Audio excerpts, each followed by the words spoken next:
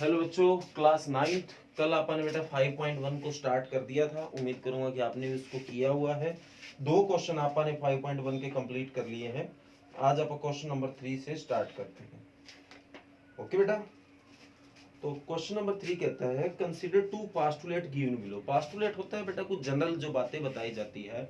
Euclid की भी postulate है, उसने भी अपनी कोई बातें बताई, यूक्लाइड ने भी। तो हम उनके बारे में भी जानेंगे। वो नेक्स्ट एक्सरसाइज में उसके पास्टुलेट्स के बारे में बात करेंगे, क्योंकि उसमें उनका जिक्र किया गया है, तो वहां वो सारी चीज मैं आपको बता दूंगा। कहता है कंसीडर टू पास्टुलेट, तो आपको इसने दो पास्टुलेट बताई है। Given two any distinct points A and B. तो मैं इसको साथ साथ फिगर बना लेता हूँ, अगर समझ साथ साथ फिगर आ गया तो और ही बढ़िया बात है बेटा। Given two any distinct points A and B. Distinct point मतलब अलग अलग पॉइंट। ए और बी दो कोई अलग अलग पॉइंट है बेटा। ये ए हो गया, ये बी हो गया। There exist a third point C which is in between A and B. यहाँ पे कोई सी भी पॉइंट है जो इनके बीच में है। ओके बेटा, तो ये सी पॉइंट है उनके बीच में। पहली जो पास्टुलेट है, पहली जो बात है वो ये बता रही है। ओके बेटा, ये बिल्कुल बीच में तो नहीं है, पर इनके कहीं बीच में पड़ा है। तो पहली पास्टुलेट ने हमें ये जानकारी दी है।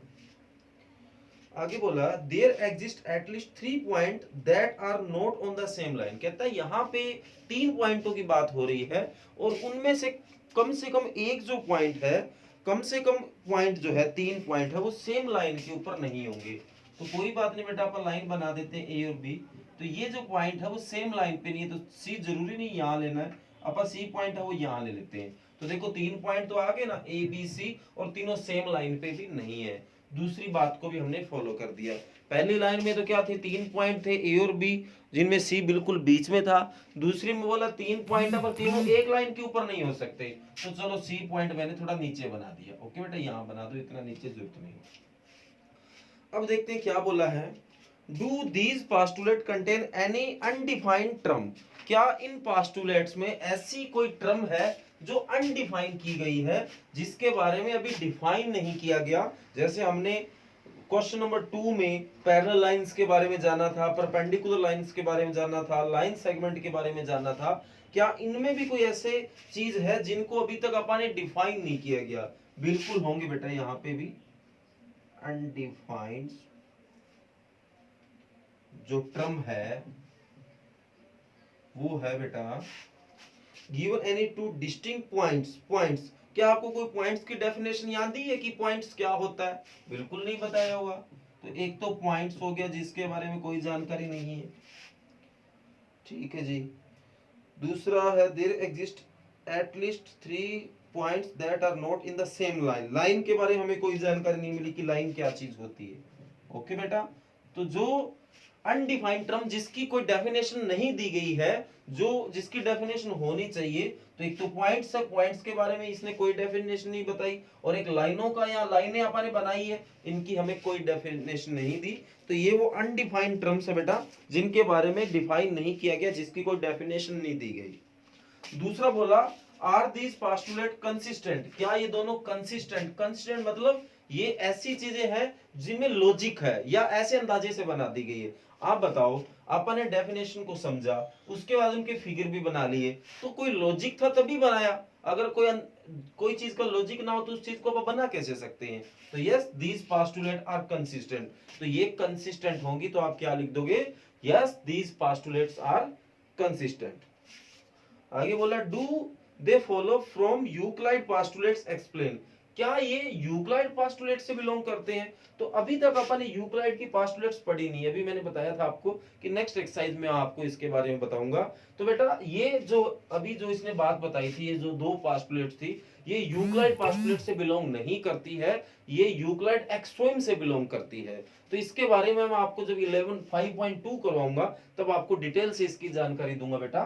तो अभी आप सीधा इतना लिख लेना कि ये जो है यूक्लाइड पास्टुलेट से बिलोंग नहीं करती, ये यूक्लाइड एक्सट्रीम से बिलोंग करती है। ओके बेटा, तो अभी बीच में मैं इसकी सारी पास्टुलेट बताने बैठूंगा तो थोड़ा टाइम लग जाएगा बेटा। तो नेक्स्ट जो एक्सरसाइज है 5.2, वहां इसके बारे में इसका यूज है काफी सारा। ओके बेटा, तो मैं वहां इसकी सारी की सारी जो डिटेल है वो आपको बता दूंगा कि ये पास्टुलेट्स कौन कौन सी यूक्लाइड ने बताई है और उसकी एक्सट्रीम कौन सी है, सारी अपन डिटेल से बात करेंगे। क्वेश्चन नंबर 4 कहता है if C point lies between two points A and B such that A C is equal to B C.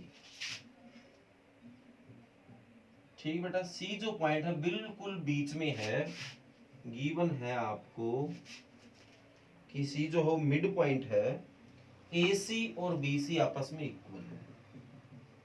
ठीक है बेटा, ये और ये इक्वल है तभी सी मिड पॉइंट हुआ। Then prove that A C is equal to 1/2 A B.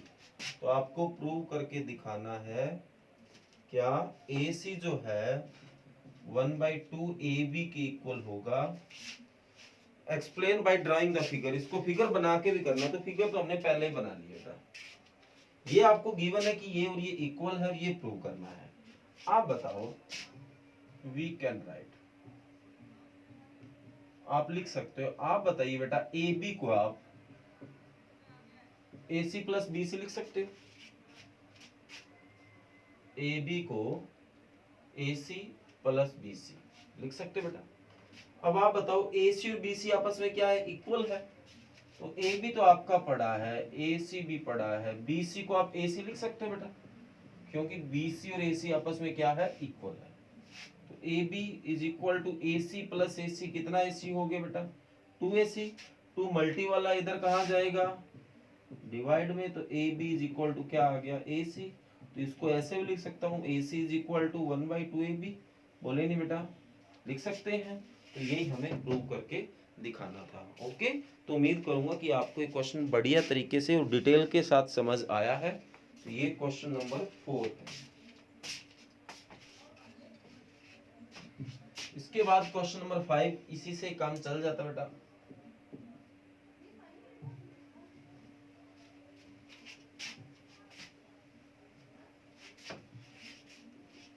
Statement क्या है मैं बता देता हूं आपको। कहता है इन क्वेश्चन 4, क्वेश्चन जो 4 में था, C is called the mid point of the line segment. तो जो C है अगर वो बिल्कुल बीच में है तो वो इसका मिड पॉइंट होगा। ठीक है जी, ये बात तो हम जानते हैं। तो prove that every line segment has one and only one mid point. तो ये प्रूव करके दिखाओ कि एक लाइन में केवल एक ही मिड पॉइंट होता है। तो ये तो हम जानते हैं कि एक लाइन का तो एक ही मध्य का बिंदु होगा, दो नहीं हो सकते, पर हमें प्रूव करके दिखाना है। तो लेट कर लेते हैं अपन,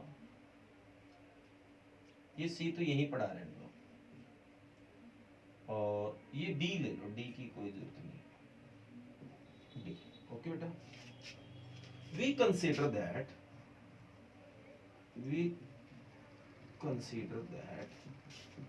C and D are 2 points of line segment. 2 points are 2 midpoints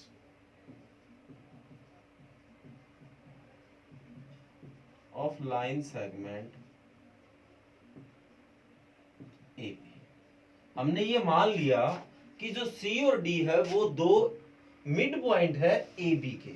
तो अभी अपन ने किया था कि मान जो मिड पॉइंट होता है, जैसे ए सी अगर मिड पॉइंट है तो then if C is mid point, अगर सी मिड पॉइंट है बेटा, तो हमने पिछले क्वेश्चन में क्या प्रूव किया है, जो ए सी है वो 1/2 ए बी की इक्वल होगा बेटा।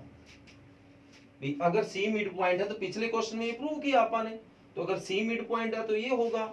Also D is mid point, D भी तो मिड पॉइंट है, तो क्या होगा बेटा, तो A D is equal to 1/2 A B होगा।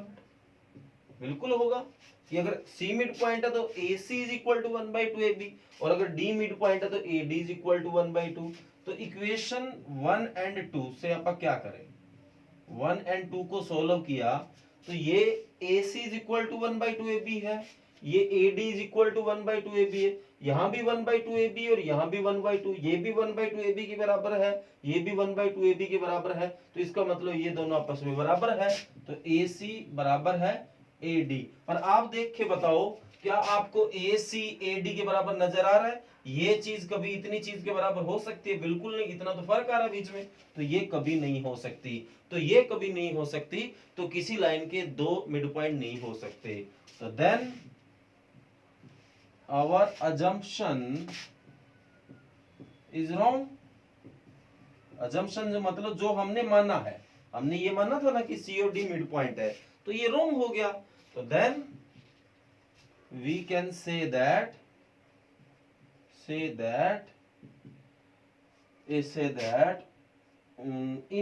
a line only and only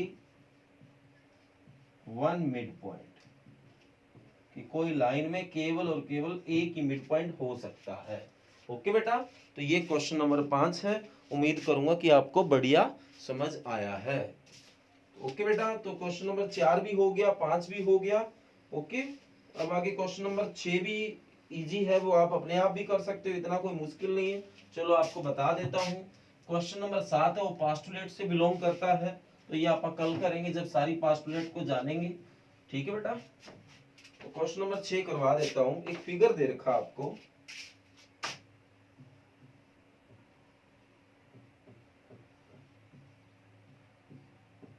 ये दे रखा है, गिवन है आपको AC और BD बराबर है। ठीक बेटा, AC और BD बराबर है, प्रूव करके दिखाना है AB is equal to CD। AB is equal to CD prove करके दिखाना है। ओके बेटा, now AC is equal to BD आपको दे रखा है। AC को मैं क्या लिख सकता हूं, AB प्लस BC लिख सकता हूं बेटा। AC को AB प्लस BC। ओके, इसी तरह इक्वल है BD को क्या लिख सकता हूं, BC प्लस CD लिख सकता हूं बेटा। तो AB पढ़ा है, BC पढ़ा है, प्लस का BC इधर आके माइनस का is equal to CD। BC से BC कट हो गया, तो AB इज इक्वल टू क्या आ गया, CD। क्या आप यही प्रूव करना चाहते थे?